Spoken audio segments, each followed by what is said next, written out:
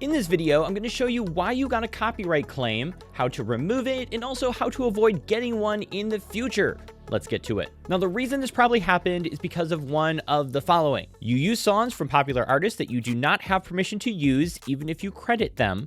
You used music built into your video editor that was copyrighted.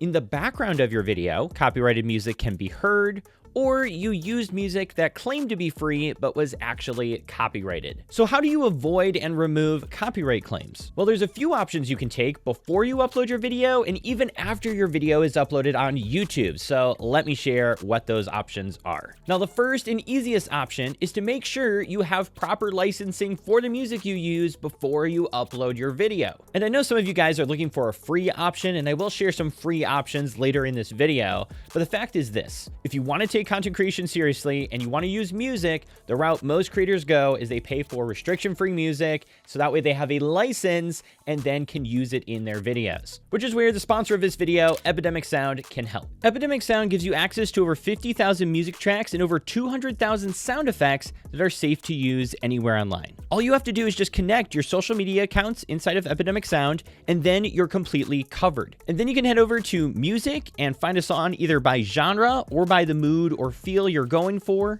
And then whichever one you choose, you can filter the music even further by the exact mood you're going for, the genre, the duration, beats per minute, vocals, etc. They also have a brand new feature that allow you to copy and paste any song from Spotify into the Epidemic Sound search bar, and then Epidemic Sound will try to find music that sounds like whatever artist you've put in. For example, let's take the Medallion Calls song, which is the opening song that plays in Pirates of the Caribbean. And we are going to copy this song link, head over to Epidemic Sound, and paste it in the search bar and see what comes up. Now let's see if this sounds anything like the opening of Pirates of the Caribbean.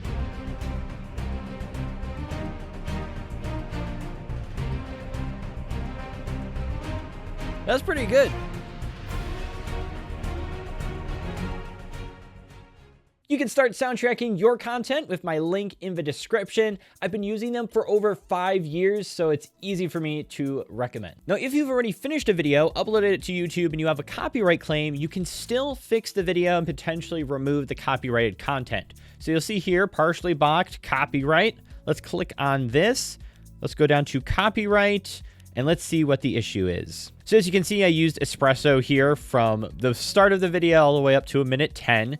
And what it's telling me is the video cannot be seen in Belarus or Russia. And then also that the video cannot be monetized. So that's going to be the effects on my channel. If it doesn't bother me, I could just leave it. But assuming you still want to monetize your videos, what you can do is click select action, and you're gonna be given the options as to what you can do here. So the options we have are to erase the song, replace song, trim out segment, or do a dispute. And we'd only want to do dispute if you are the licensee owner and you have a license to use the music, then you would want to do that. So these are going to be the other options. So for example's sake, let's click erase song here and click continue. And then we have the option to erase song or mute all sound in the claimed segments. And let's actually preview what this sounds like. In this video, I'm going to be sharing why you should not sell on Fiverr. I'm going to be telling you my story and experience with it, and why, even though it's kind of nice to have potentially free traffic, that's actually pretty impressive. I was not